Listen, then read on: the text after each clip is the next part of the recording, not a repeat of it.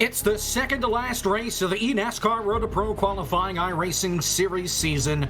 One of the last chances to score points and put together a run to make the top 20 in points.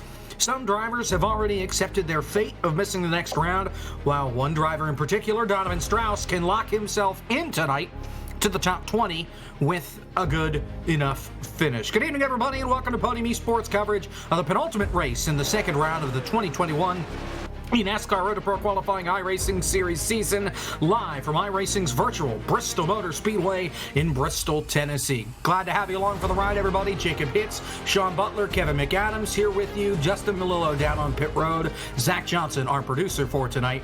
Eric Messer running the social media between both splits tonight.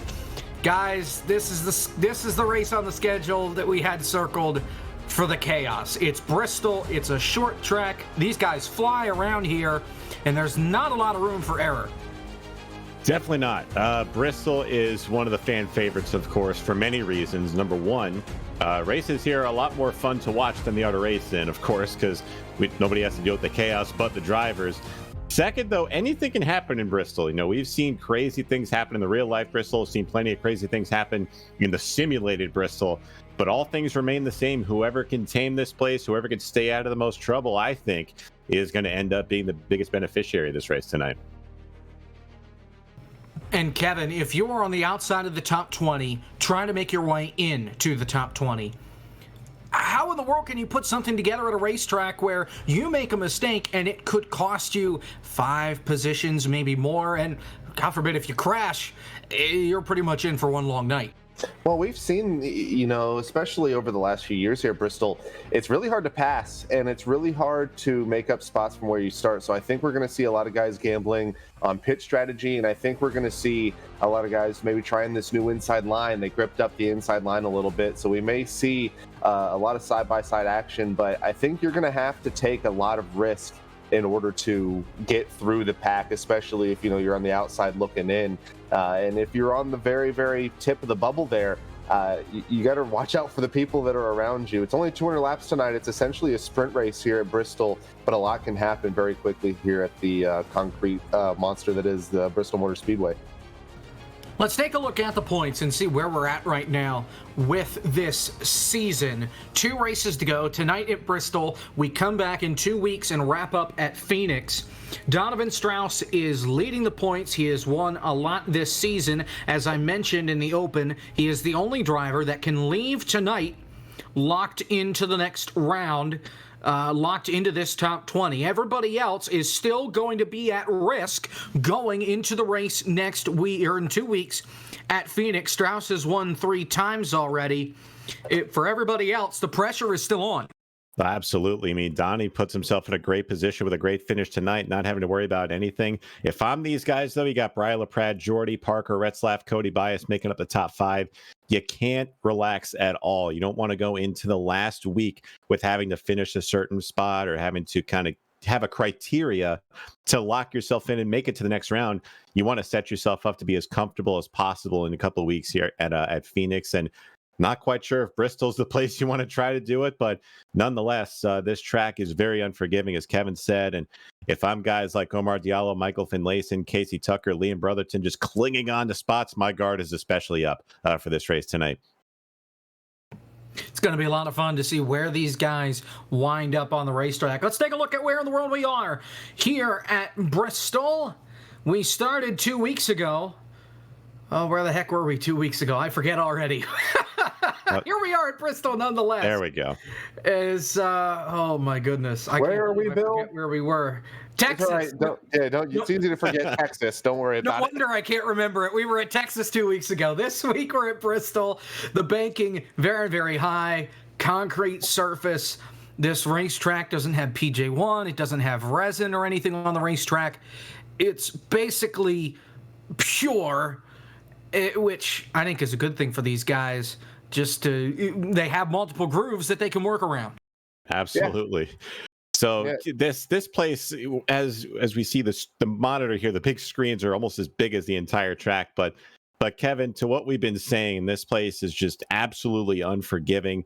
And not only do you have to be consistent the whole time, but you got to have a set line this whole way around. It'll vary. As you mentioned earlier, the bottom is going to be a fast way around. The top might be later. So you got to figure out which part of the track you want to run to stay consistent here. And it really depends on who runs where. We see with this current tire configuration that the more a line is rubbered in, the faster it ends up. And, here at Bristol, I know, our good friend Blake Reynolds has mentioned that running the bottom here, even before the recent change to the surface, did save tires. So, if you want to run for the long run, you may try to paint that inside line the best of your ability. But if you want to try and make passes and make it quick, you may want to run right up against the wall. It's going to be, I think we're going to see a lot what we saw during the Coke Series race on Tuesday. We're going to see some 2 and 3 wide racing. And like I mentioned before, 200 laps tonight. You got to make it happen quickly here around Bristol. It's going to be fun for sure. It is going to be a lot of fun to see what these guys can put together as qualifying is done. Let's take a look at our starting grid for tonight's race. Starting on the pole, we had Seth DeMerchant. No, there's no way that's right. Yeah, no, it is. You are right. Yep. That's wrong. Cool. Seth DeMerchant starts from P1. Well, of course, I look up at my timing and scoring, and it has everybody in numerical order in sim 1, 2, 3, 4, 5 based off of the number that's slapped on the side of their car, and I don't understand why, because it's also position order. But nonetheless, DeMerchant is on pole. Colin Keister will be to the outside, then Nicholas Shelton, Liam Brotherton, Brian Mercurio, Drew Farinars round out the top 6. Then it's Michael Cozy Jr., Spencer Burns, Logan Helton, and Tucker Minter rounding out that top 10.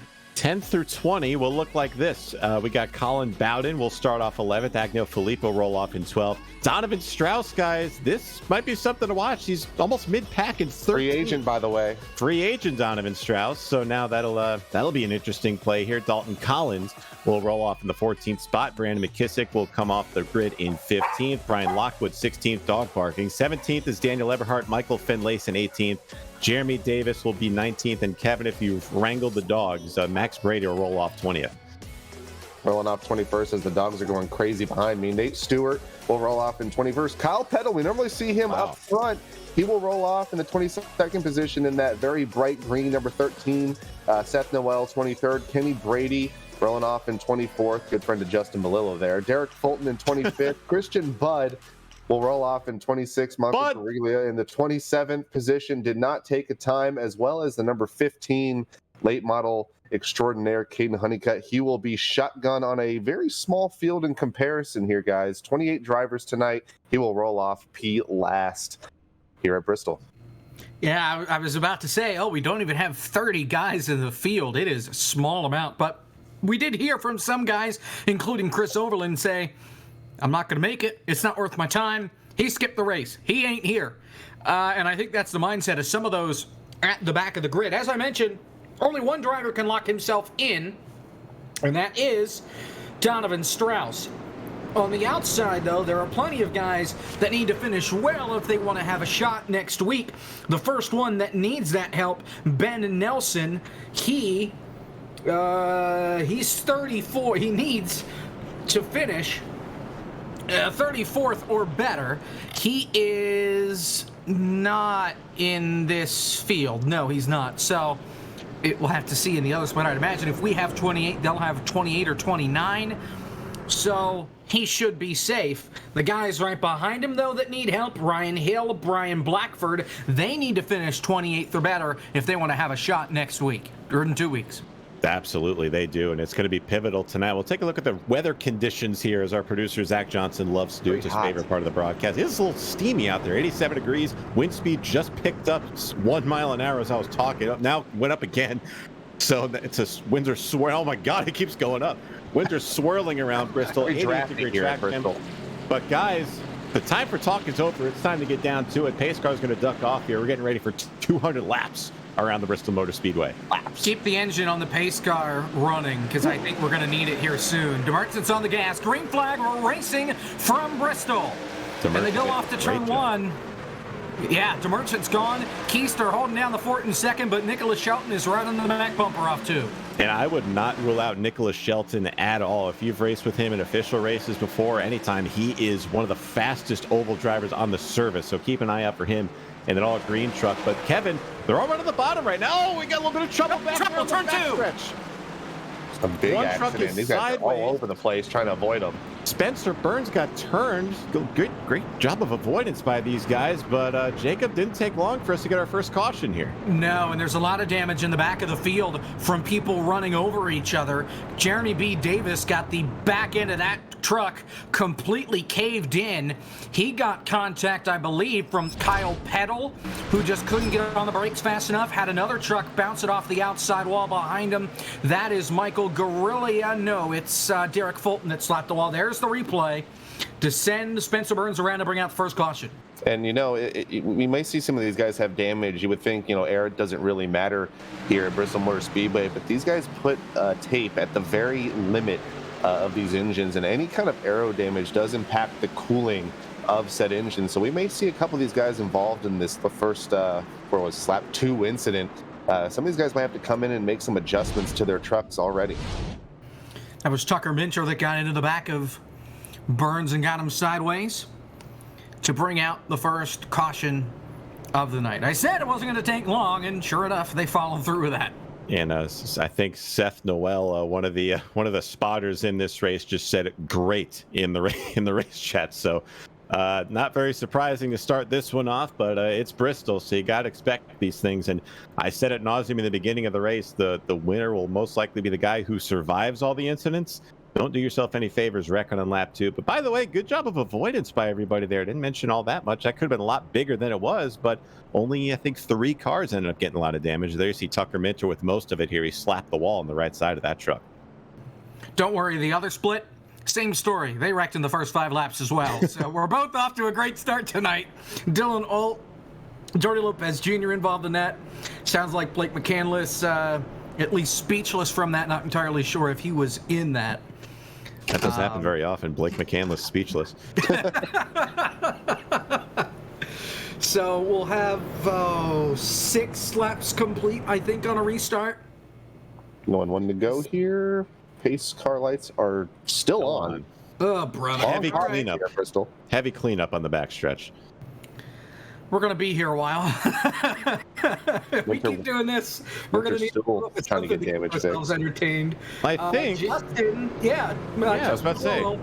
Our pit reporter has something for us. What you got? Well, I don't got much, but thanks for having me here tonight.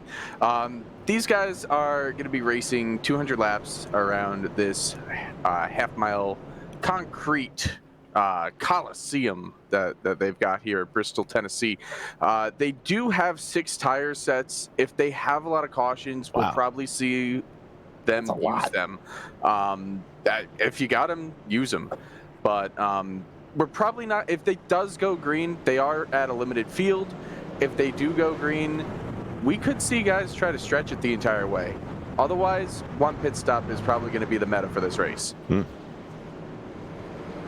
The meta. On the green, though, by the way. 200 laps on a set of tires. Man, that is unfathomable, it seems. Elliott Sadler did it once. Speaking of Elliott Sadler, look at the scheme on Liam Brotherton's car, the number 9, a throwback to Elliott Sadler's winning scheme back here in 2001. 20 years ago.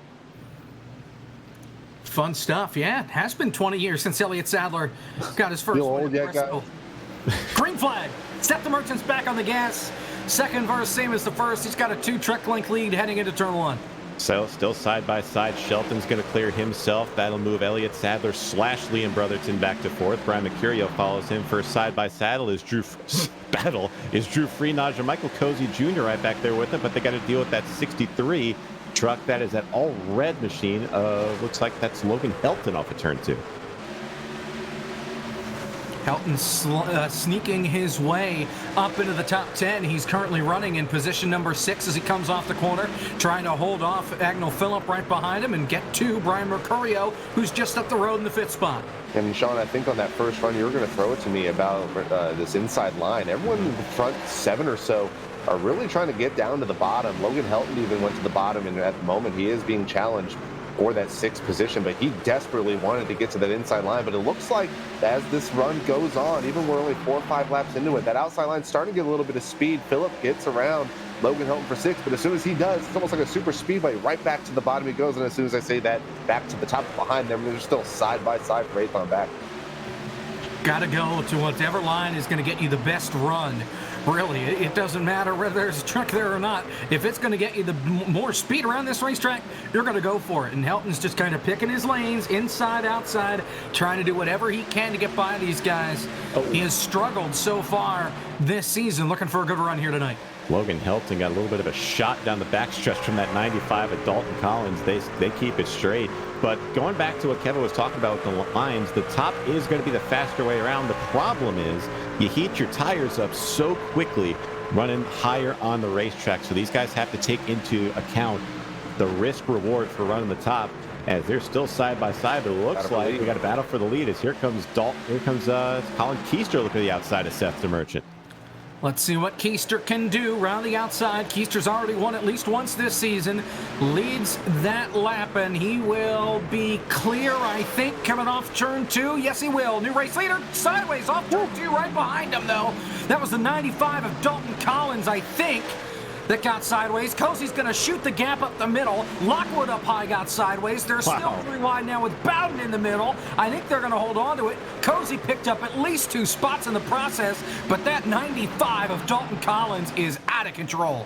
What a save by Collins, but what great awareness for these guys to go 2 and 3 wide around, and they were stacking up big out of turn 2, and they're still all over the place, making this whole entire track work for the time being. Lockwood almost up against the wall.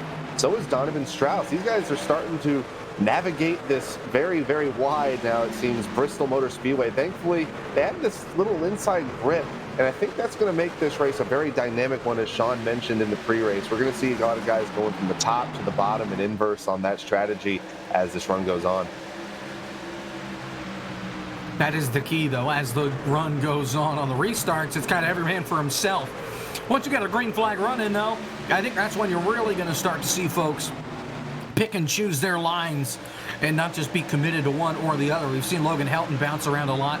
He's now in P8 on the inside line. Here comes the 22, Brian Lockwood, trying to roll that outside line. And they're still making progress to that middle line. I was looking at Brandon McKissick in the number 8 truck right there. Really made the top side work, was able to get around the 63 back there and falls himself in line, but now he's got to look at Brian Lockwood as he gets loose. Logan Helton is saved it. Wow. Back up. They're going to get around him, too. Man, Lockwood got the wall, too. Unbelievable. Now he was up 8 spots. Now we're hearing Brian Lockwood blew his engine there. Yeah. And he's coming to pit road. Yeah, he's down on speed. He is not accelerating.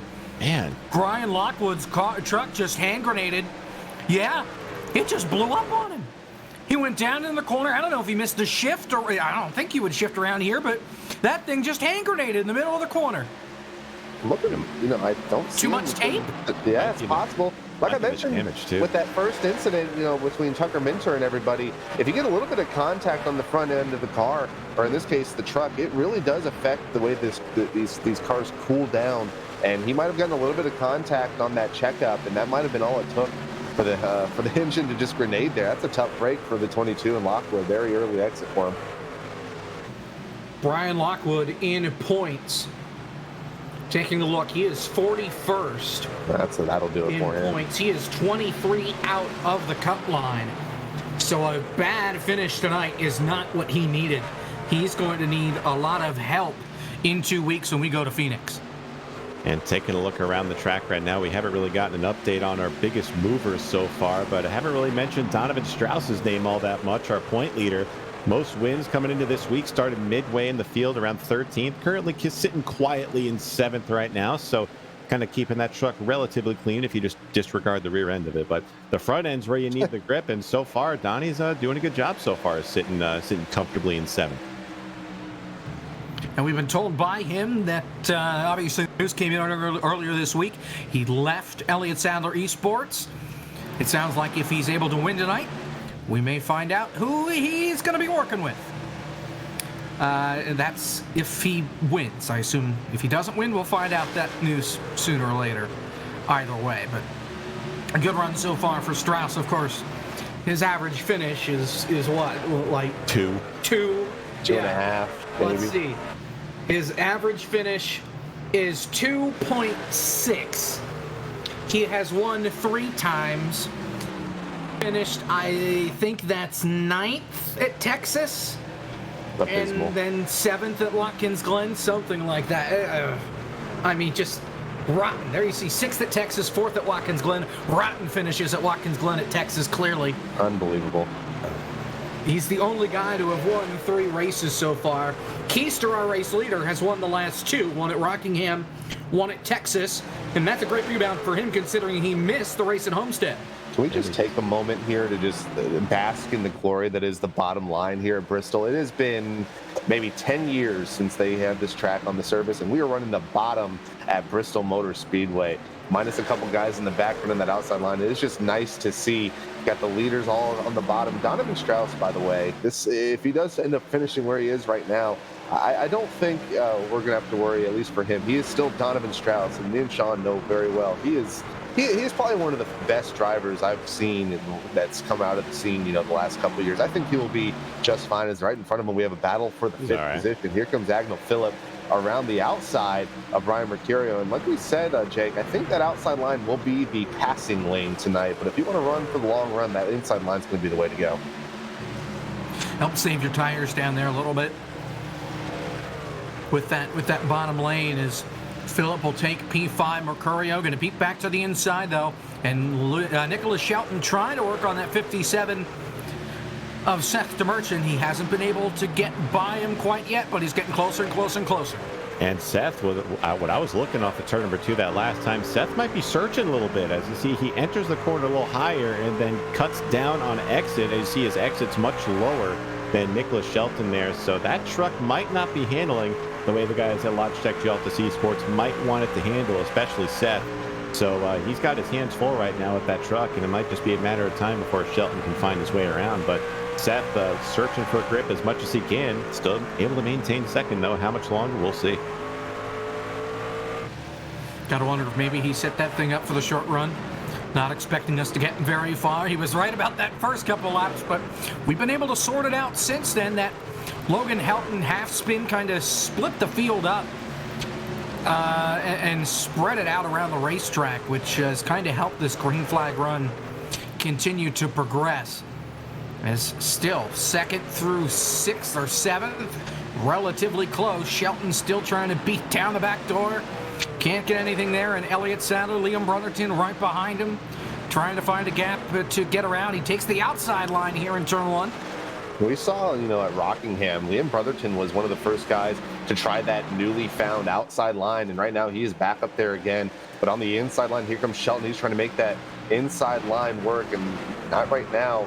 He's going to have to settle in for 3rd. Seth DeMerchant now playing defense, and he is hemorrhaging time to our current leader, about half a tenth to a tenth slower. And here at Bristol, very, very small track. If you're a 10th off, that's a really quick way to get lapped soon. But right now, Colin Keister has set sail, and right behind him, they have a gaggle battling from 2nd on back.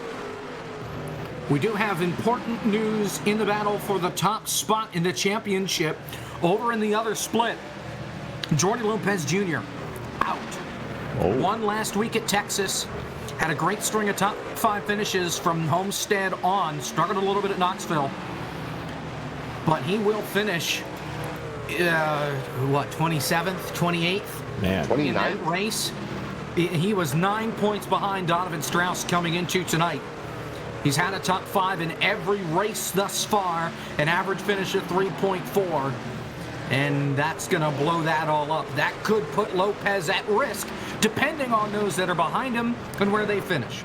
And he's going to be hoping for a lot more drama to happen in this race. Right now, though, everyone's been fairly quiet. I mean, it's only been a 1 caution race is what we like to see here as the field starts to get more and more spread out. But eventually, they're going to be catching to the rear end of the field and having to go through lap traffic. And one thing that Kevin kind of touched on this in the pre-race show is the difficulty to pass at this track, especially when the tires get more and more laps on them. You'll see a bunch of guys trying to get out of the dirty air, trying to find more grip wherever it is. If you look a little further back from this group here, from like Donovan Strauss to like Daniel Eberhardt, Brandon McKissick, pay attention to the lines these guys are running back here. So McKissick's going to go probably to the high side here. Strauss going to go. And then they're just behind. They're just going to go where they're not. So you see right there as Colin Bowden's just chilling right back here. But look at the different lines. You got guys running the top, guys running the bottom.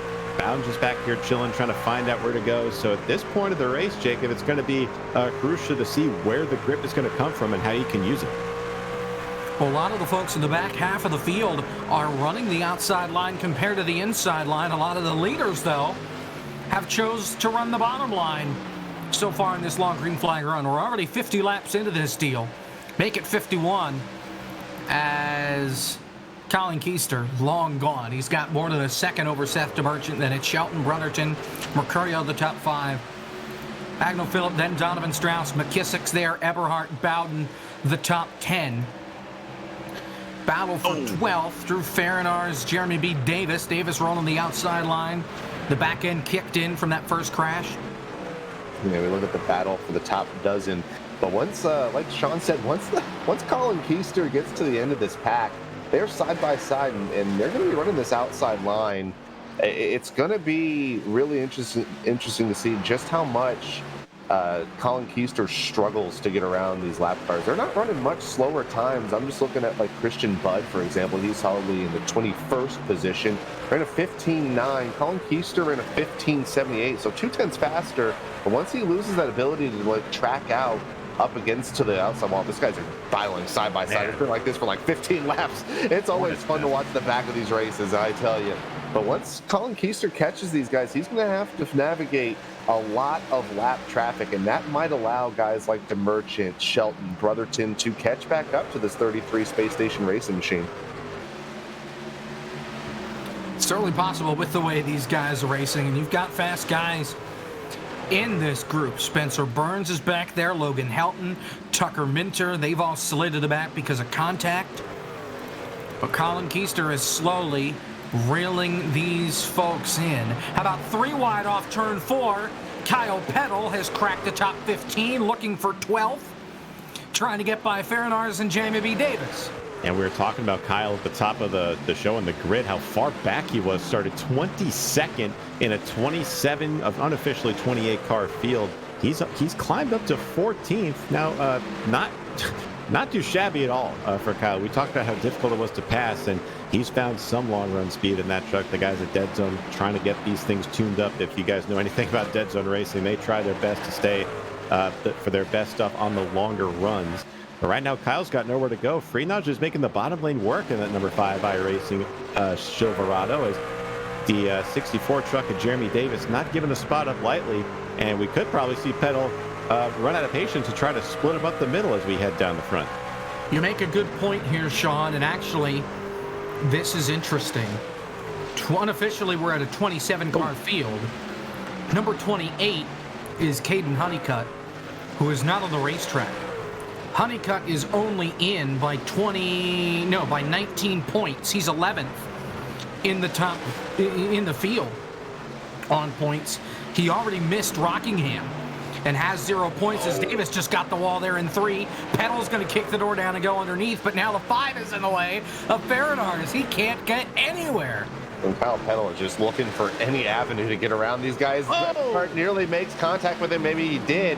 Out of turn 2, these guys are bumping and banging Bristol style. Here at Bristol, surprising to say the least, these guys finally getting into a nice groove here. But Eberhardt has been slowly but surely making his way through this field. And not Eberhardt, Freenage. I'm used to that 25. He's in the 5 tonight. But these guys still side by side. But I'm really curious to see if Peddle can get around these guys quickly, and if he can, I wonder if he's hurting his tires trying to navigate each lane as he's still struggling. Here he comes on the outside. Farinars, he started in 5th, so he's dropped back since the drop of the green flag. Oh, Peddle! Wow. Oh, brother. Farinars actually started 6th, not 5th, but Peddle at least gets by. Now he's going to try and roll the bottom to get by Jeremy B. Davis. This is for 12th, but Peddle now bringing some friends with him. Nate Stewart is there. Michael Guerrilla is there. You've got Dalton Collins on the tail end of this train as well. Peddle gets by, and now Davis and Farinars are going to battle right in front of Nate Stewart. And the bad news is for Jeremy Davis, they brought pretty much the rest of the field back with them. As you see, the lines start to get longer and longer the longer this battle goes on. Freenach has been able to make the bottom lane work so far, but that top lane looks like it's starting to get gathered up. There goes Nate Stewart around the outside. You make up a lot of time entering the corner on the bottom, but all the time pretty much lost on exit, especially at this part of the run.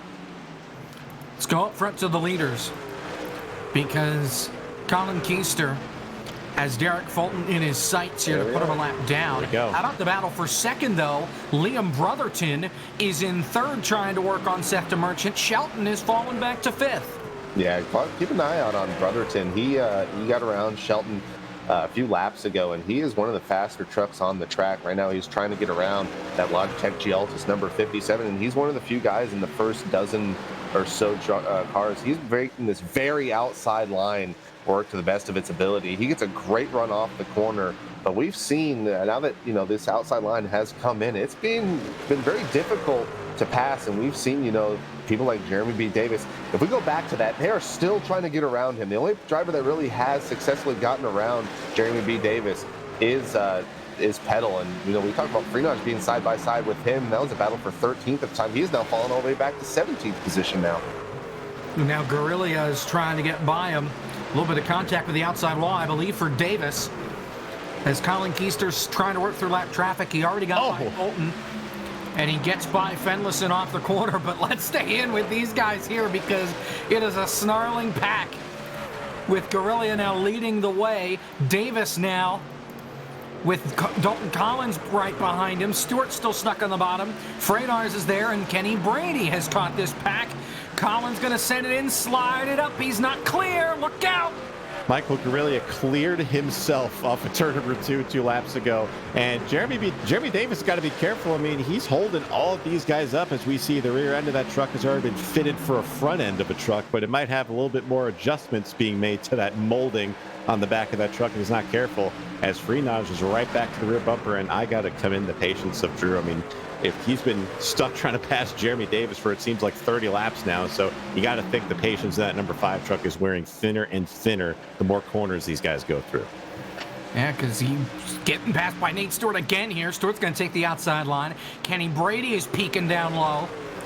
So Freynars, he is just struggling to get by this 64. I think he'll be all right once he gets by Jeremy B. Davis, but until that point, I think he's just going to want to rip the steering wheel in half, and these guys are only 4 seconds or less up the road from the race leader. The race leader can see this out the windshield right there. He now. is. Yeah, making about 3 seconds.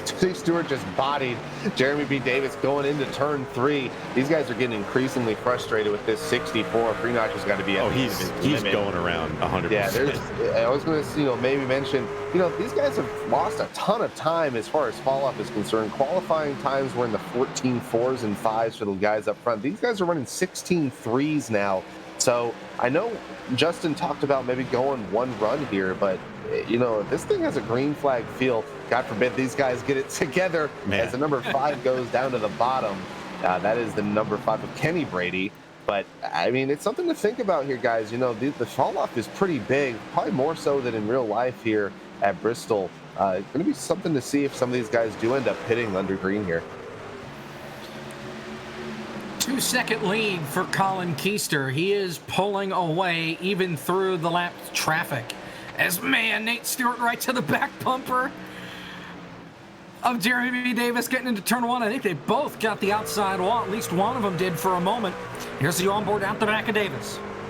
Yes, you can. That move by Kenny. Wow. I know our producer, Zach Johnson, wants to look at other things, but this is the most exciting thing happening on the track right now. As we see Kenny, I can't even say people's names right now. Nate Stewart trying the bottom lane now under Jeremy Davis as Kenny Brady was finally able to pass Jeremy. And now it's Nate's turn to experience the pain of the bottom lane trying to pass Jeremy Davis.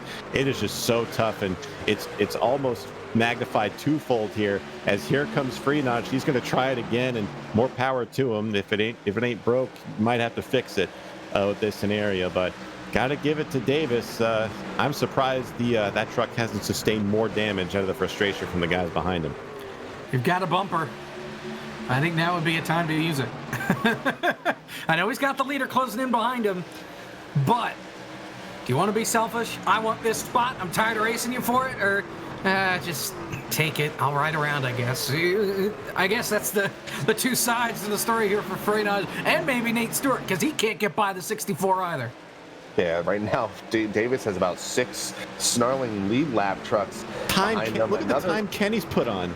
Yeah, I mean, it's insane how much time, Jeremy is holding these guys up, because right now, that 33 is getting larger and larger, and he is making this inside line work. And, it's got to be frustrating for these guys to know that Jeremy is holding them up, and it may put them a lap down any lap now. Right now, Helton is on the verge of going a lap down. You got Seth Noel right in front of him as well. Max Brady and Freenage, I'm sure he is seeing some of these drivers ahead of him, like Brady, Kenny Brady, like Dalton Collins, who have now set sail from this battle. He's got to be furious when it comes to trying to get around this number 64 machine at this point.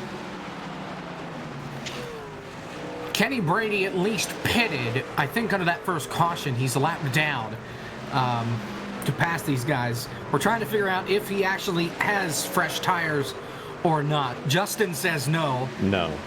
But he was in the box for 15 seconds. That's why unless he had 15 seconds worth of damage. But damage, yeah, probably.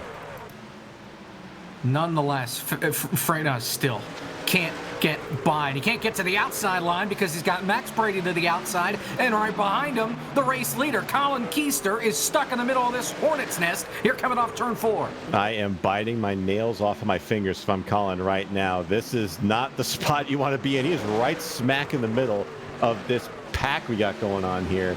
And we've seen all the difficulty that everyone else has had trying to get by as Nate finally puts the bumper to Jeremy. Didn't move him at all, but he sees Colin coming up behind him, trying to lap him.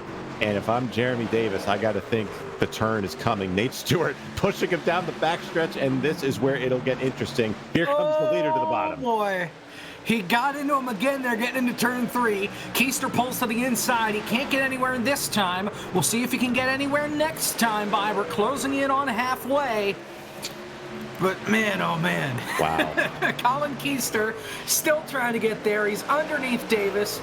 Derek Fulton has parked the race truck. He's done for the night. He's already a lap down. Keister kind of pushes Davis a little wide, and he's finally clear off the corner. These guys have to be so mad. He made that look so easy, and these guys are trying to still pass him. Yeah, Keister, he's out of this snarling mess.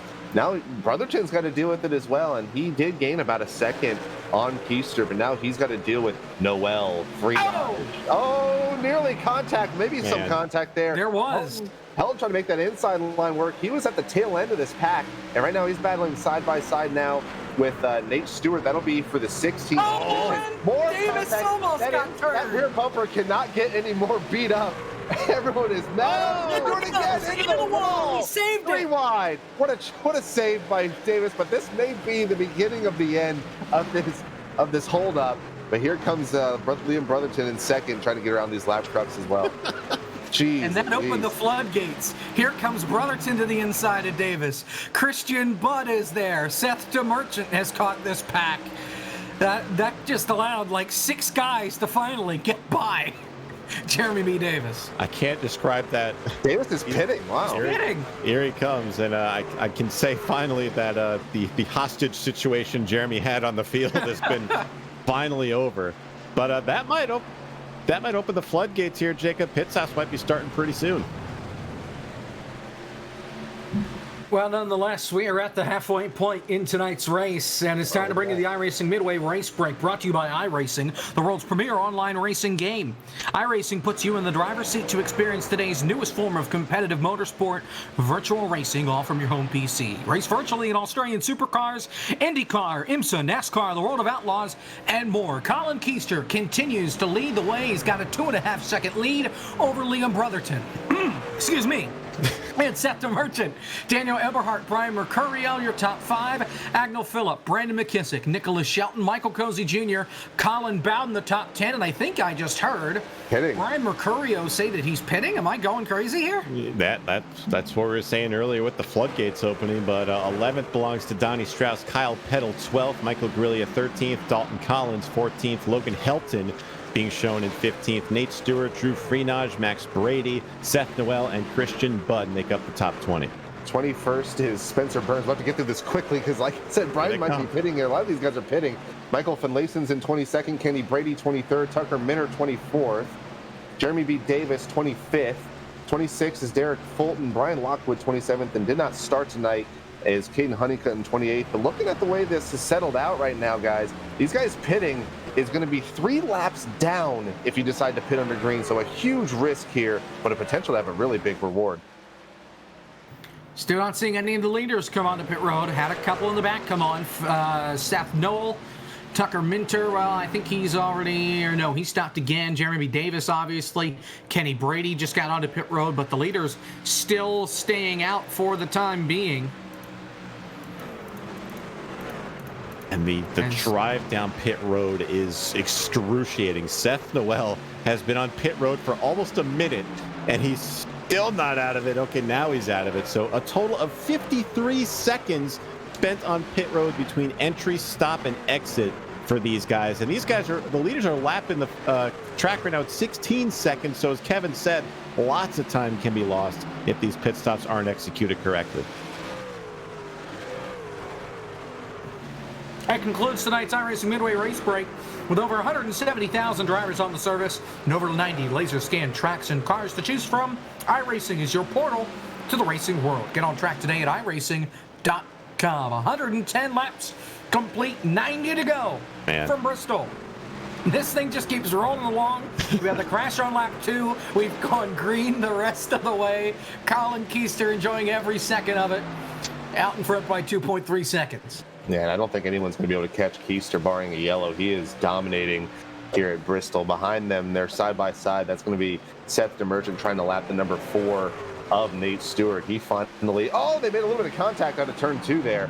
But Nate Stewart finally has a little bit of clean track. But look behind them. Here comes Kenny Brady on those brand new tires. He is flying 15.1 second lap last time by.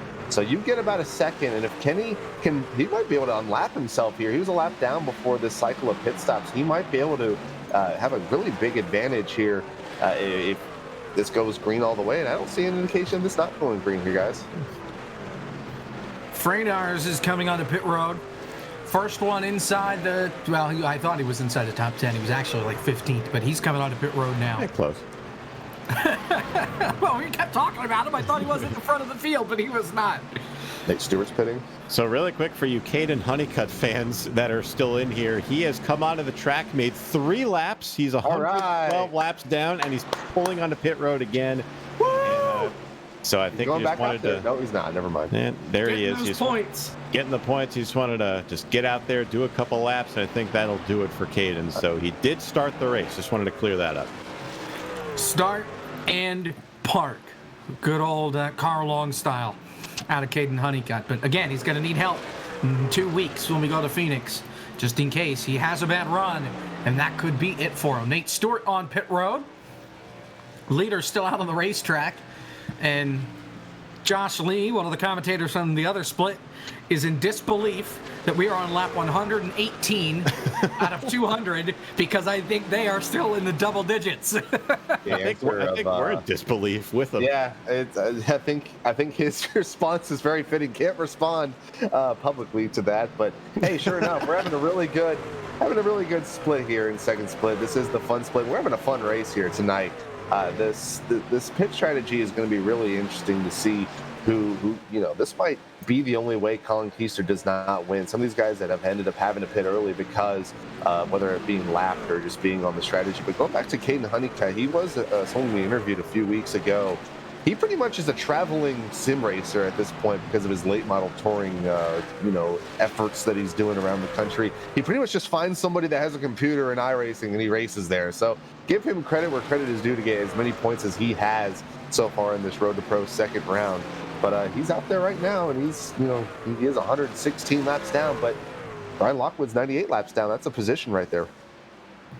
That's a spot. That's a point that he gets. I think that's how the point system works. Yeah, he can make it to the end now when he came out. Oh my! So yeah, everything got strung out here. Fastest lap, really, for Caden Honeycutt. Oh my goodness! Is that a point in this series? Is that how that works? 14.7. Everybody else has been in the 15s except for Kenny Brady, who had a 14.9. He's coming back in. So Honeycutt 0.2 faster than the next fastest truck, and about at least 0.3 faster than everybody else in the field. He started 116 laps down, and he's pitting now for the second time. He had some draft. Maybe had a few set up in. He's only out there for your 3 laps. Got to get the sponsor out there. I think, he did what he needed to do. But one thing I'm looking at as far as the intervals, we still have an eye on Colin Keister right now. Currently, Liam Brotherton is faster, and he is catching our leader at the moment by about 1/10 a lap. He has now cut that margin to 1.6 seconds. Last time I looked at it was about 2.5 seconds. So Liam Brotherton slowly but surely maybe making a race out of this. Just to go back to this, isn't the 15 unsponsored? Look at that race truck. There's not a darn sponsor on that thing. What sponsors is he helping by going out there running the fastest lap? Hold on. Home Depot, the color white. Get it at your local Lowe's.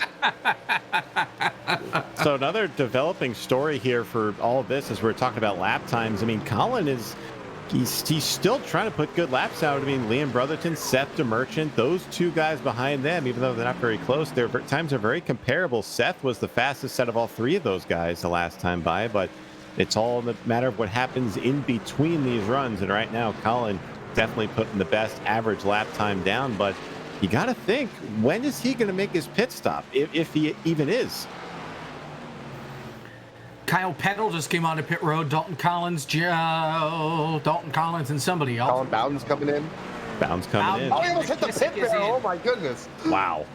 Kyle Peddle almost did the same thing when he came on the pit road on the back straightaway. Got another one that tried it. I think that's Fairnars that got sideways. No, different iRacing truck that got a little sideways trying to get to pit road. Really aborted. He'll try it again. Floodgates are opening here for pit road for sure. Here we go. There he That's is. Keister. Here we go. So Keister is in. Liam Brotherton is not. So that is an interesting call there. As you see, he's coming in. Now he's in. Here he comes. Yeah, I think this is going to pretty much bring everybody in. Yeah, Mercurio's coming in. DeMerchant staying out, though, for now. So Seth DeMerchant continues to lead the race. Philip these guys practice their green flag pit stops during testing? We'll find out. We'll find out. We're like, it's Bristol. We're not going to be going green anytime soon here. Philip's coming in. We're not going to have 130 green flag, 130 lap green flag run. Come on now. DeMerchant's still out there. We could probably raid podium after our race is done, so that just rub it in a little bit. So go catch the end of their race. Yeah, there you go. All 3 overtimes and everything. Colin Keister is just now leaving pit road. That's how long it takes to go around this entire pit road under green. That is got to be annoying to realize. Yeah, I want to go probably 2, maybe 3 laps down just for a green flag stop. That's going to be frustrating. Shelton's in, by the way. Is in, as is Agnell Phillip. He's in the box right now. So staying out, Cozy, DeMerchant, Strauss, Helton, Max Brady, Michael Fenlison. Those are the folks that are still out on the racetrack. So you got the 2 Logitech Altus G drivers out there, 1 and 2, and DeMerchant and Cozy. Strauss, the free agent who was with Elliott Sadler, as here comes, that's Colin Bowden passing passing DeMerchant here on the front straightaway. Blows by him like he's chained to a tree or something. And then here comes Tucker Minter right behind him as well. He pitted a little while ago. He's been on those tires for 35 laps, and he is still almost a second faster than DeMerchant. Now, you got to figure that these guys up at the front are pretty much saying, well, we have absolutely no faith in the rest of this field that they'll be able to keep it green and keep them from wrecking. So these guys are banking on that caution, because if the caution comes out, they're going to be, after the caution's done, 4 trucks on the lead lap. Cozy's just coming in now. He's in his pit stall. So he's ending that strategy. But this is a huge roll of the dice for guys like Seth and Donnie. And so Cozy comes in. He's going to take the tires. He's going to take fuel. He's going to just regroup here with this pit stop. We are closing in on 60 laps to go. Still waiting on Strauss, Helton, Max Brady, and DeMerchant to come on to pit road. 4 trucks left. And we just had some contact for Seth DeMerchant. He got involved with the number 36, who is very much off pace. Michael Fenlison is running 17.4 second laps. He is significantly off the pace, currently 2 laps down, and he has not even pit yet, so he is severely off track in terms of speed. But he's still out there logging laps, and someone else. And here comes Keister. Keister to unlap himself. See ya. Yeah, he's now, I think, 1 lap down? He has now made himself only 1 lap down, but someone who is begging for a caution. Logan Helton was around 20th before this cycle started. If this ends up going green or under caution, he is now the lucky dog in 3rd position. So he is begging and crying right now for a yellow. And you got to remember, Helton was the cause no, he wasn't the cause of the caution, but he had an incident early on this second green flag run that almost brought out the caution. So he would love to see one here and get himself back into this thing. Oh man, I mean the way these new tires are catching the older tires on this track, they might happen as Nate Stewart just got really loose off of turn number 2 right in front of Colin Bowden. He's able to save it. But I mean, if these guys are racing as hard as they are now to try to make up as much spots while their tires are fresh, I think this gamble to stay out might pay off. There's no way these guys can race like this or 3 wide without wrecking in some way. You wouldn't think, but you never know. You never know. Looking at the lap times right now, Seth DeMerchant just ran a 16.3. Our leader before all this settled out, Colin Keister, ran a 15.3. So if you know, they have about a 15 lap gap in terms of hitting. Oh, caution's out. There it is. Wow. 2 cars on the lead lap. Oh, who's that? Tucker Minter. Oh my goodness, you gotta believe that's insane. Oh, and he just hit the wall. He got pushed into the wall by Logan Helton, who we just talked about. That'll negate his lucky dog. He will not be the lucky dog. That's oh my god, you gotta be kidding me. That's such a tough break for Logan Helton. It pushed him wide, and it pushed Burns into the wall, and he spun it down the racetrack right in front of Colin Bowden. Spencer Burns brings out both caution flags thus far, and we get a caution inside 55 laps to go. So watch the red car right there, the 63. The initial contact was right there going into 3. Spencer's all over the place, and Logan just pushes up and then just walls him. And then we'll see how iRacing judge that, because it's all automated. Does he get hit again? They might let him have it. They might give him.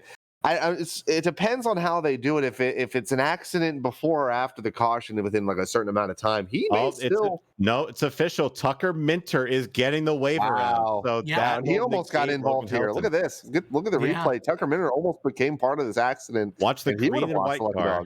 There he is. Oh, now if he hits the inside wall, they're evading that. He doesn't get it either. So that is a clutch job by Tucker Minter to keep that thing off of the truck and the wall to get his lucky dog. That'll vault him up to 3rd. That's how big of a move that was. What an absolute turn of events. Oh, man.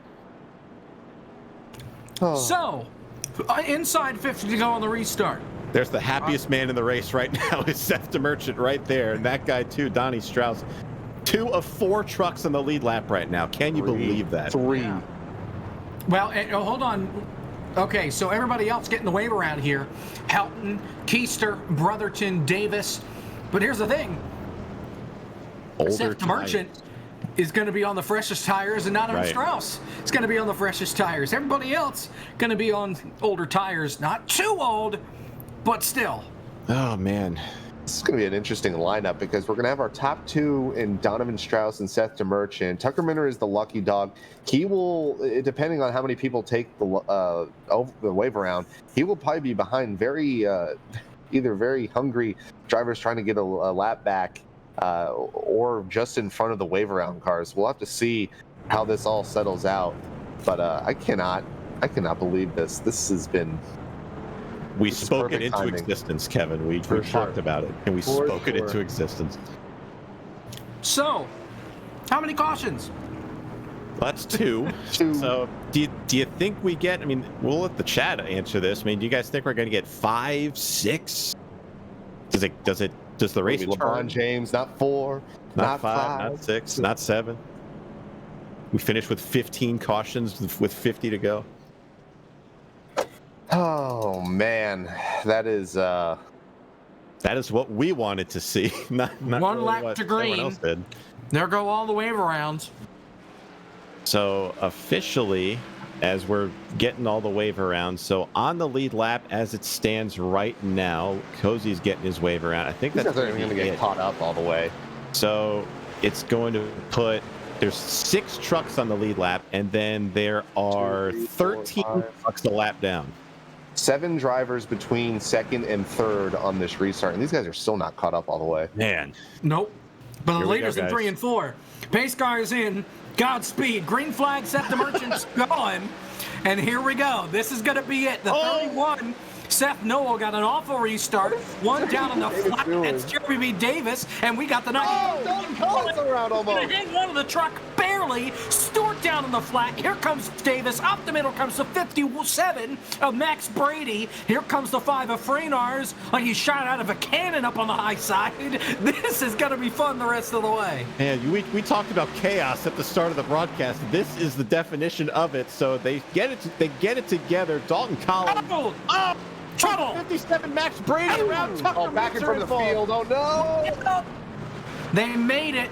Max Wow. Brady got turned coming off turn 4 by Jeremy B. Davis. Davis got loose, came down into Max Brady, and it was just a little bit of contact that sent that 57 sideways. We'll get a replay here in a moment. To see what happened here with Max Brady. I mean, are we surprised at this point? The way this restart transpired, waiting for a replay. By the way, Logan Helton looks like he will get his lucky dog back after that, but it looks like, everyone's favorite enemy this week, or this evening, Jeremy B. Davis gets involved with Max Brady there.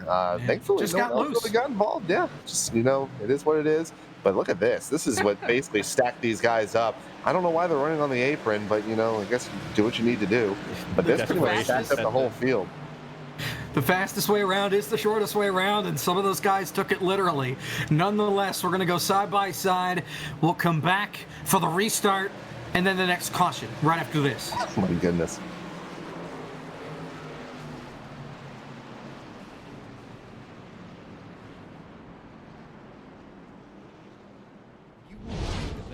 You can't settle for the rest. There's a reason that McConey Setup Shop is trusted by more virtual and real-world tracks and companies than any other setup shop in iRacing. With partners such as Stafford Motor Speedway, the Nashville Fairgrounds Speedway, Five Flags Speedway, Speed 51, and more. When you want something done right, you go to the experts at McConey Setup Shop. With setups available for most series on both asphalt and dirt, built by a team of professional builders consisting of some of the top talents on the service, McConey Setup Shop LLC has what you need with confidence. Head over to McConeySetupShop.com and learn why McConey Setup Shop is the official setup shop of Richmond Raceway Esports and is partnered with some of the largest names in virtual and real racing. And remember, at McConey Setup Shop, there are setups, but your victories.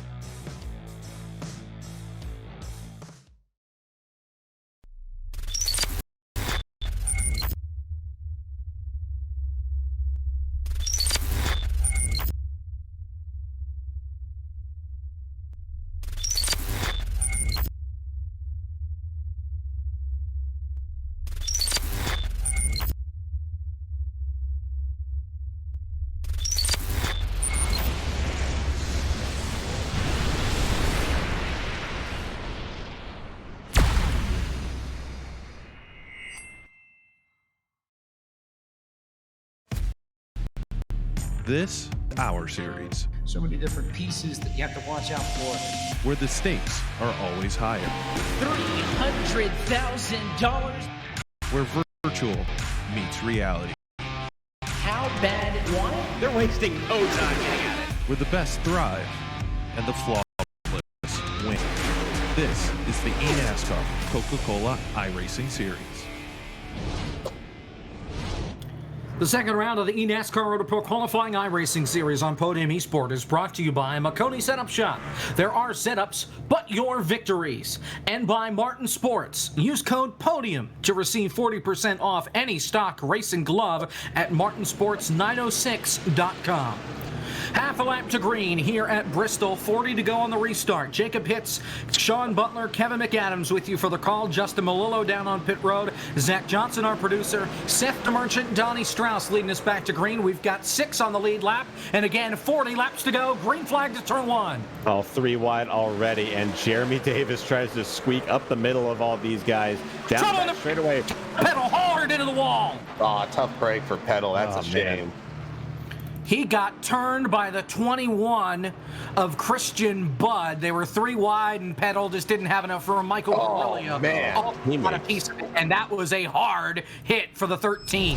Guerrilla was also involved there. He got a piece of it, getting a replay here. These guys pretty much stacked up. I don't know if Pedal knew he was down there. He kind of just came down a little bit on the exit of turn 2, and that slingshot, that 13, right up against the fence, and Guerrilla just had nowhere to go. And that total advantage, number 15.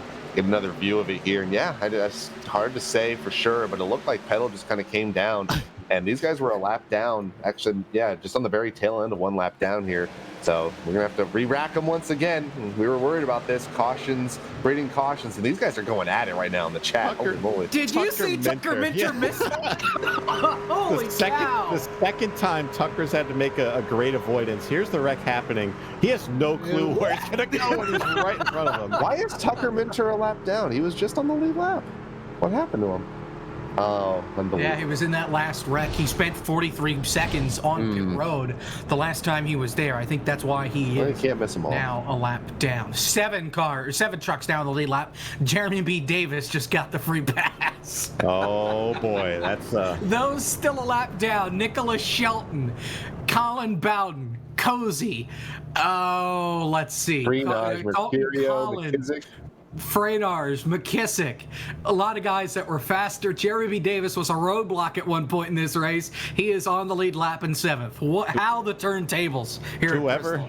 Whoever's writing the script for this race is an evil person. They just want to see the most chaotic race that we can possibly fathom here. And for all intents and purposes, Kevin, for the first 3/4 of this race, it's been perfectly fine. But now the last part since the caution came out, chaos. Well, we were talking about maybe sending our audience over to podium, but at this rate, we may be the ones getting the raid, because right now these guys are just caution after caution after caution. And we, I think we're all pleasantly surprised to see, hey, we got about 120 green flag laps here, but right when we were worried about caution potentially coming out, and these guys basically begging for it, was spoken into existence, as you said.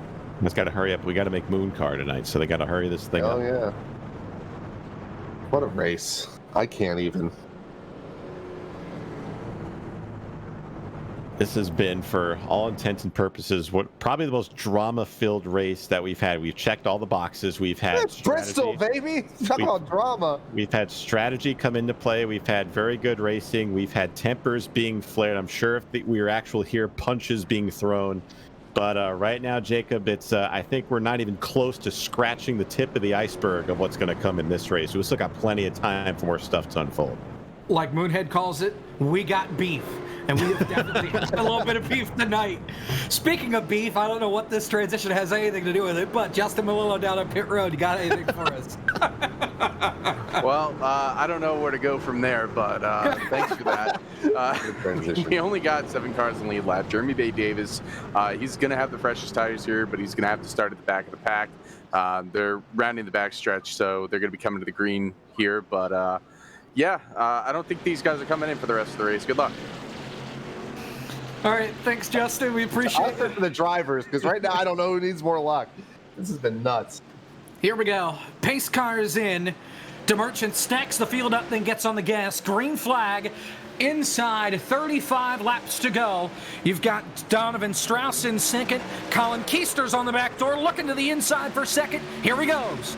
The stack up commences. Here comes Strauss to the outside, Keister to the inside. They're a big pack off of turn 4. Super yes. Here comes Strauss to the lead in turn 1 and 2.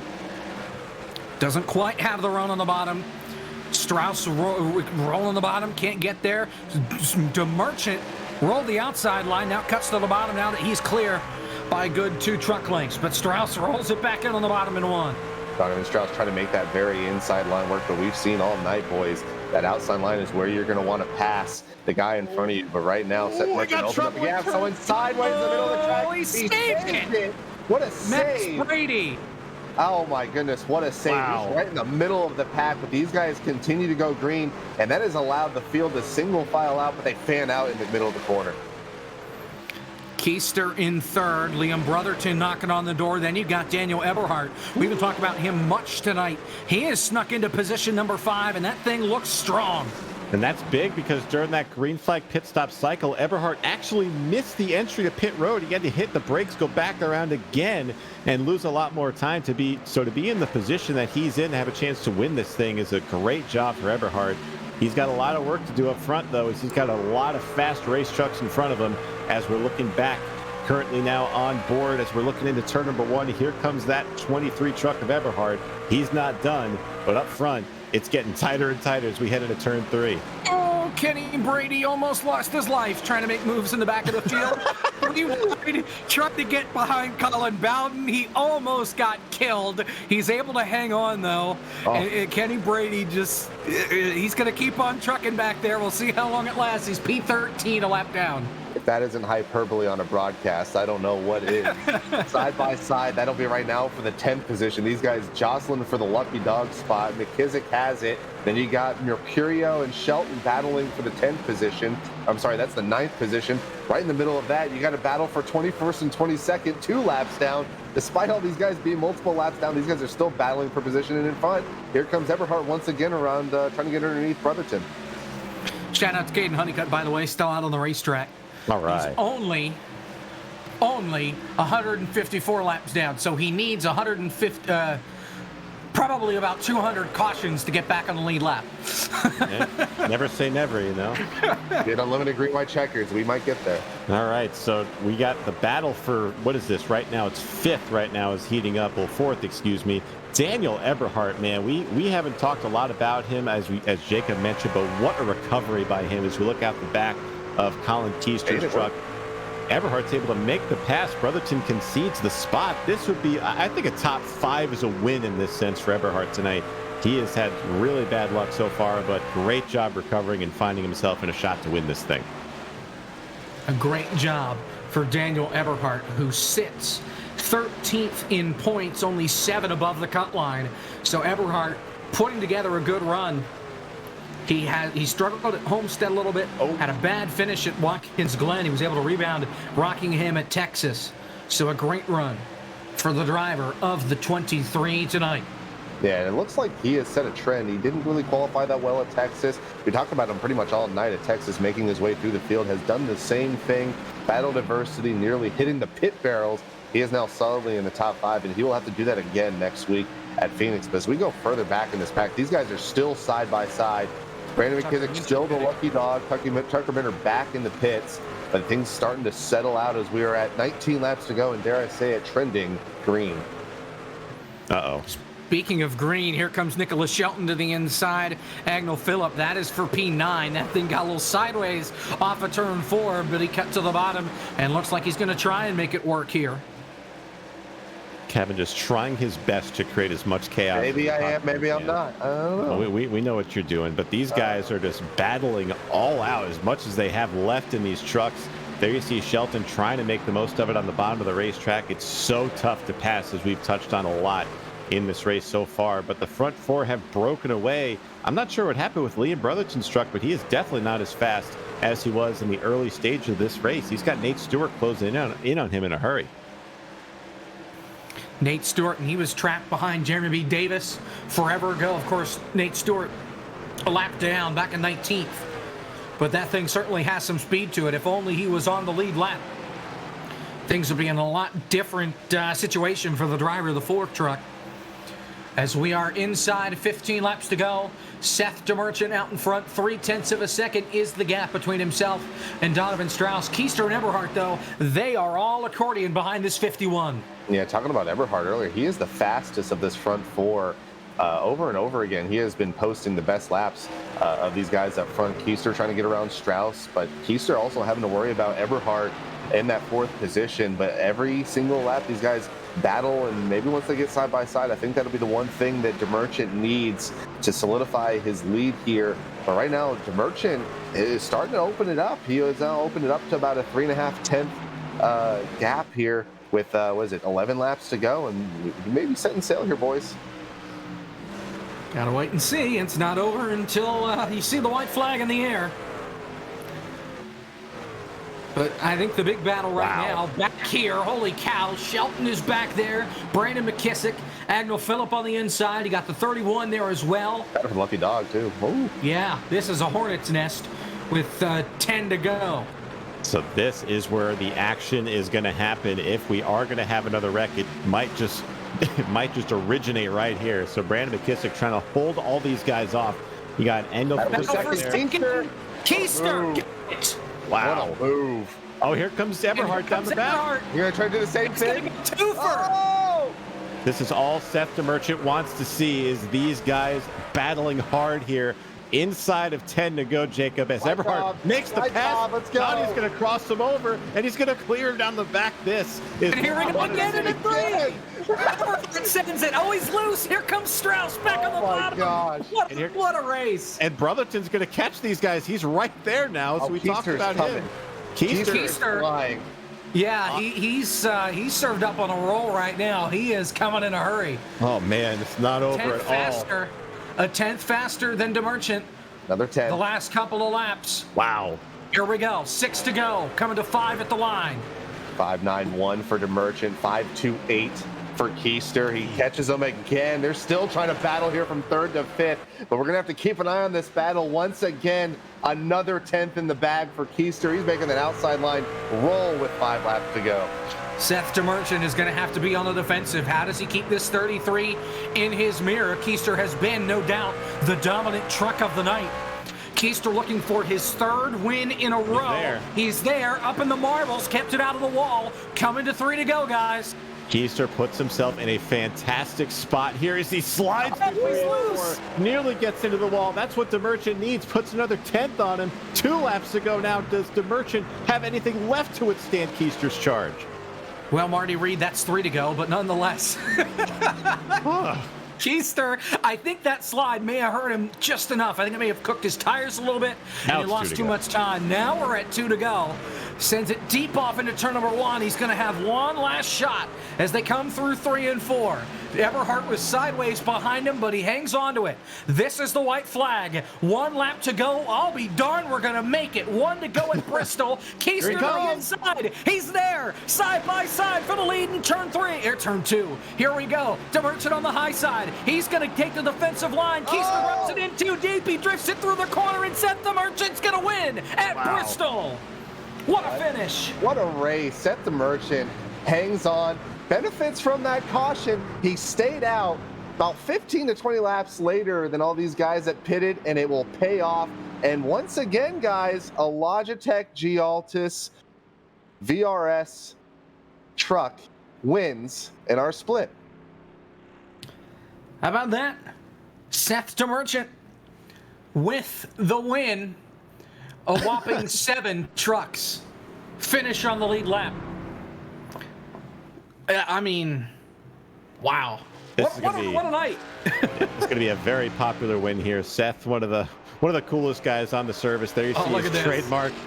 This is going to be a celebration right here, but great job by Seth. He could drift around this whole track again if he wants. He could do another 200 laps just drifting around here. But excellent and job his teammate by Seth. Behind him.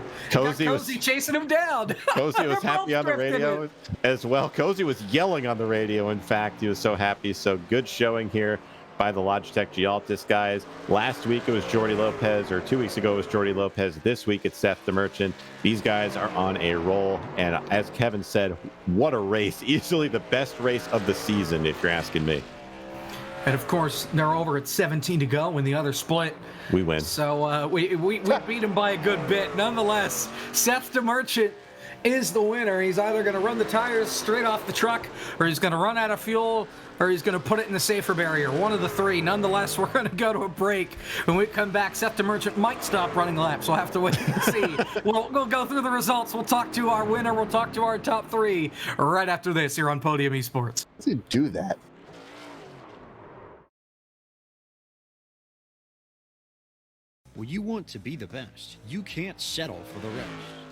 There's a reason that Makoni Setup Shop is trusted by more virtual and real-world tracks and companies than any other setup shop in iRacing. With partners such as Stafford Motor Speedway, the Nashville Fairgrounds Speedway, Five Flag Speedway, Speed 51, and more. When you want something done right, you go to the experts at Makoni Setup Shop. With setups available for most series on both asphalt and dirt, built by a team of professional builders consisting of some of the top talents on the service, Makoni Setup Shop LLC has what you need to hit the track with confidence. Head over to MakoniSetupShop.com and learn why Makoni Setup Shop is the official setup shop of Richmond Raceway Esports and is partnered with some of the largest names in virtual and real racing. And remember, at Makoni Setup Shop, there are setups, but your victories.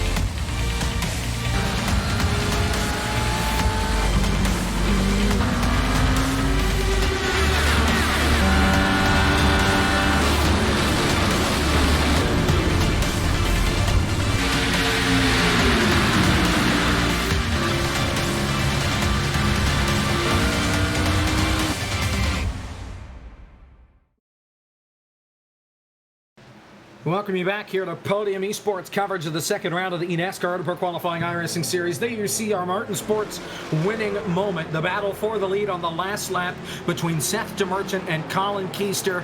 Keister just overdove a little bit. DeMerchant got a good enough run on the outside line off of 2 where he was able to get to the line first and take his first win on the season. As I mentioned while we were in break, Seth DeMerchant coming into tonight has led 1 lap this season. A great night for the driver of the 57. Let's take a look at our finishing results. Here from Bristol, Seth DeMerchant, the winner. Colin Keister in second.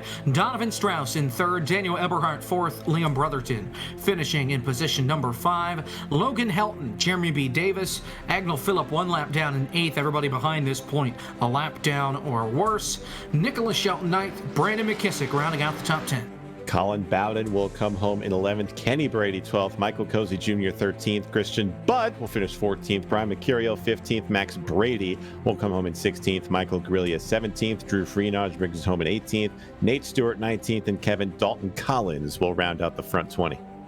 Seth Noel will finish in 21st. Michael Finlayson, 4 laps down, finishes in 22nd. Tucker Minner, tough break all night, involved in many accidents, will finish in 23rd. Spencer E. Burns, 24th. Kyle Peddle, a huge incident out of turn 2, will round out our top 25. Derek Fulton, 120 laps down, 26. Caden Honeycutt, a valiant effort, will come out 122 laps down, did get around. Brian Lockwood, who will be our 28th place finisher, he will be our last driver, 179 laps down.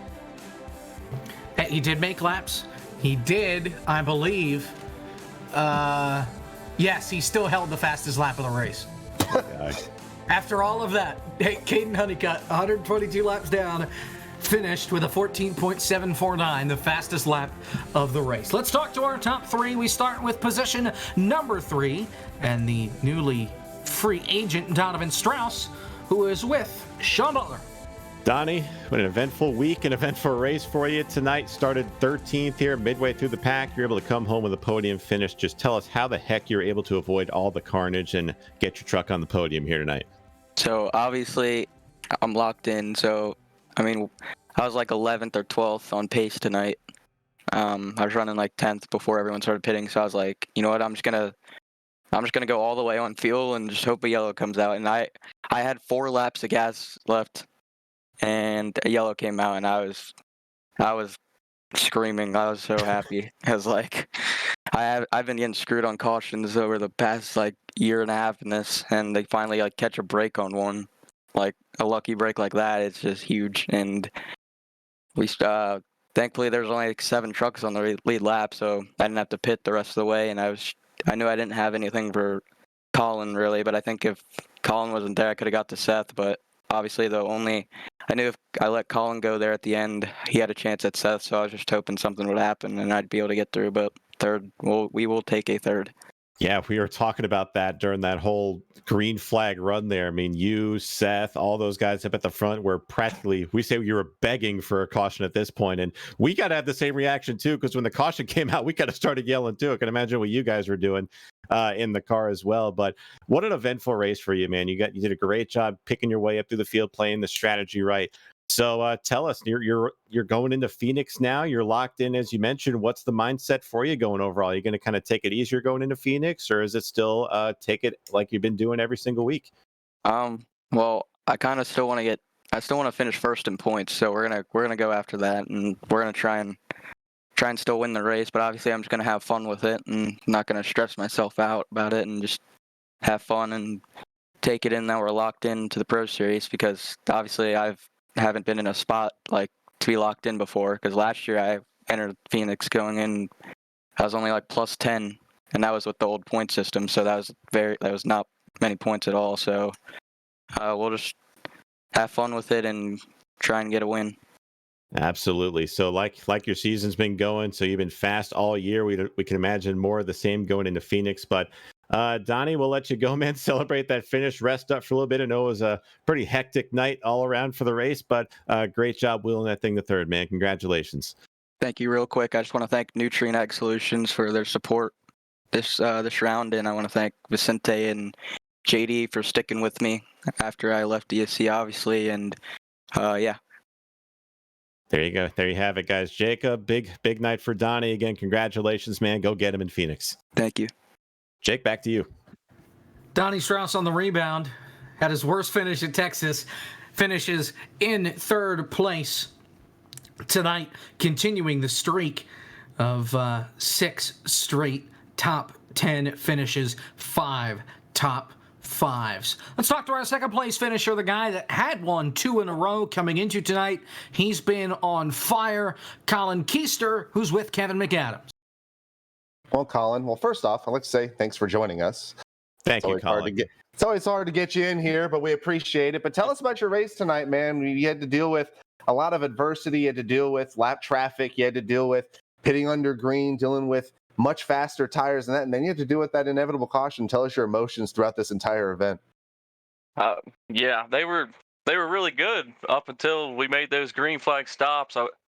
I was skeptical of pitting early, but I didn't want to stay out too late, and I decided to make a pit stop there. And I think those guys only had maybe 5 laps of gas left when that yellow came out.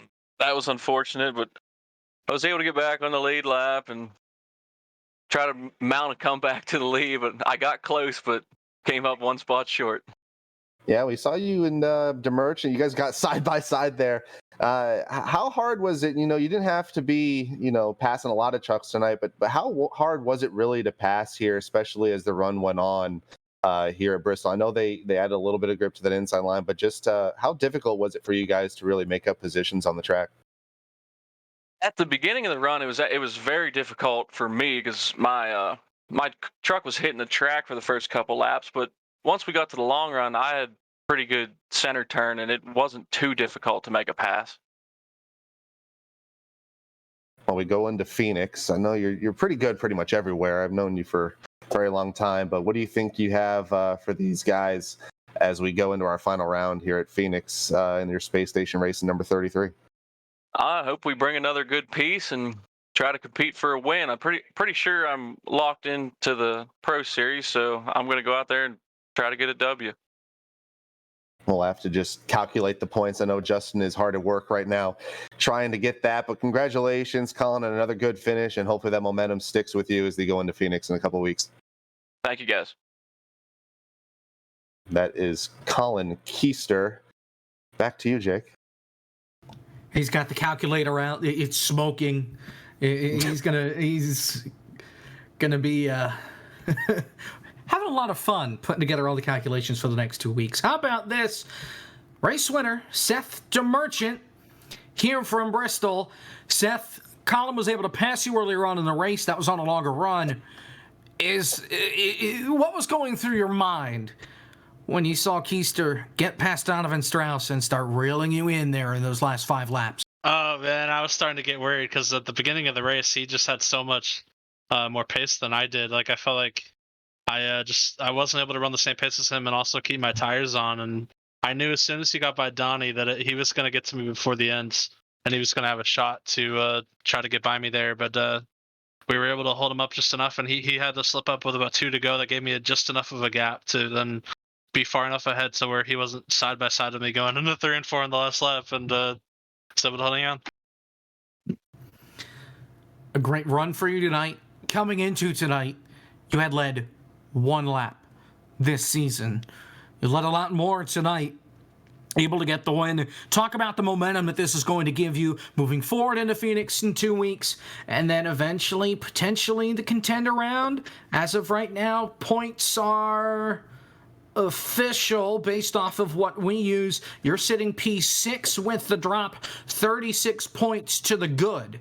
So where do you see this taking you moving forward?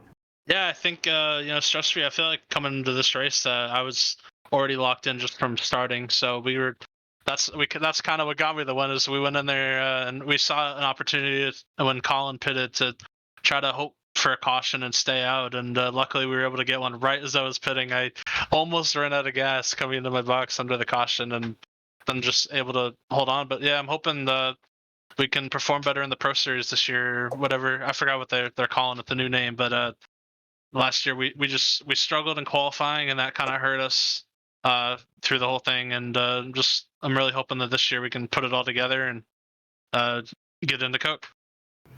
Well, congratulations on the win, first one of the season, and we will see you in 2 weeks at the finale at Phoenix. Congratulations once again. Thank you. Seth DeMerchant, race winner tonight from Bristol Motor Speedway. I can't believe this, but we're already at the end of the road. We've got 1 race left. Looking in at points, Justin doing the calculations, or taking the calculations for somebody else. It doesn't matter. We have them, and that's what matters. I'm doing math over here. I know you are. I just wasn't sure because I saw... Show your work. I saw the points change after I saw your message, so I wasn't sure which happened first. Carry the 1 first. I definitely found X. Strauss is in. Keister's locked in. Retzlaff is locked in. Briar LaPrade is locked in. Jordy Lopez Jr. locked in. DeMerchant locked in. Cody Bias is locked in. Brian Mercurio locked in. What confusion, just because Mercurio is behind Bordeaux in the points. drop week. With the drop. Without the drop, with the drop. So is Bordeaux not locked in? He's not. He's got to find. He's got to find the slope first. Hold on. The question is, did he have possession? There's a reason that I don't do math. This is it right here. These are all unofficial, guys. Don't take my word for it. You'll find out where everybody is in 2 weeks' time when we come back for Phoenix. Those on the outside that are out, this list is long. Lockwood, Dalton Collins, we talked about him tonight. let's see, anybody else? Christian Budd, Seth Noel, Derek Fulton, he was out early. That's it. Aaron Rodgers, not the quarterback who was also not the host of I don't blame Jeopardy. him not being here. Knew it was After coming. his performance Sunday, I was wondering if maybe Jeopardy would suit him just because of how he played, but nonetheless. Wow.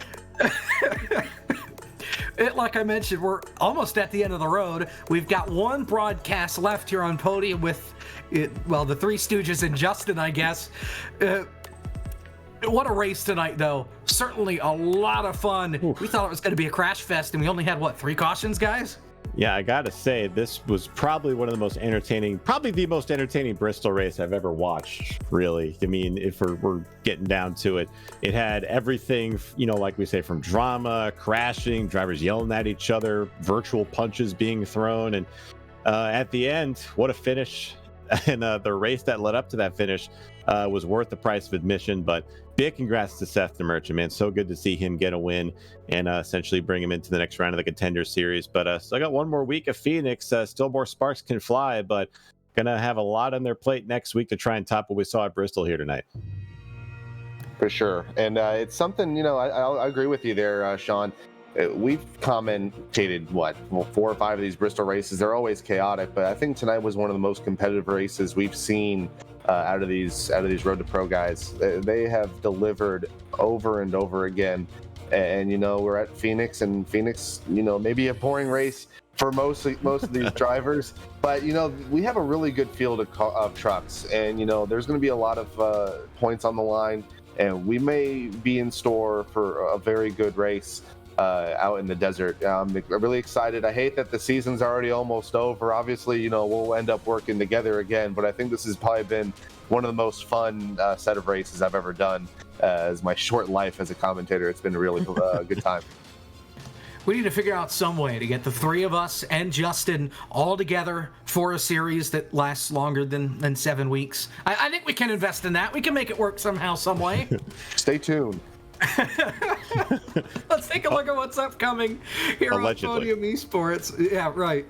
The MSRA Premier Series, the round of 16 cutoff from Bristol. That is Saturday night at 8 o'clock here on Podium 2, as well as on the Podium Facebook and Twitter.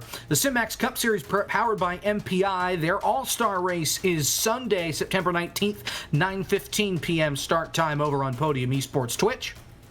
On Tuesday, from Watkins Glen, Operation eMotorsport, 8 o'clock start on the Operation Motorsport YouTube, the eNASCAR Coca-Cola iRacing Series. Oh boy, Talladega in 2 weeks. That is Tuesday, September 28th, 8:30 p.m. Eastern on the iRacing Twitch. The PCA Sim Racing Series, they're at Silverstone 2 weeks from yesterday, September 29th, 9 o'clock over on the PCA Sim Racing YouTube. And then in 2 weeks, There we are. The finale. The eNASCAR Road to Pro Qualifying iRacing Series Round 2, Race 7 from Phoenix, 9 o'clock Eastern start time on September 30th. You got the top split over on Podium Esports Twitch. You got us, the fun split, over on Podium 2. It's been a lot of fun. And 2 weeks from now, I'm sure we're going to make that a darn good show. It'll be a lot of fun then as well. But that is what's coming up here on Podium Esports. And that is it for us tonight. For Ryan Bauer, James Pike, Gary Sexton, Cisco Scaramuza, and John Theodore at Podium Esports. For our producer, Zach Johnson, Eric Messer, our social media guru. And for Sean Butler, Kevin McAdams, and Justin Malillo. I'm Jacob Hitz, the voice of Podium 2. Thank you so much for watching tonight's broadcast. And we will see you in 2 weeks for the finale from Phoenix. Till then, good night. Good job, Seth.